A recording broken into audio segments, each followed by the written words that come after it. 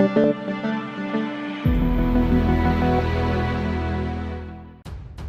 to hard reset Honor Magic 6 Lite. Step 1. Begin by turning off your Honor Magic 6 Lite 5G using the power button. Step 2.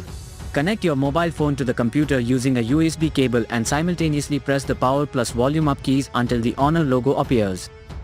Step 3. When the Honor logo appears on the screen, release all keys.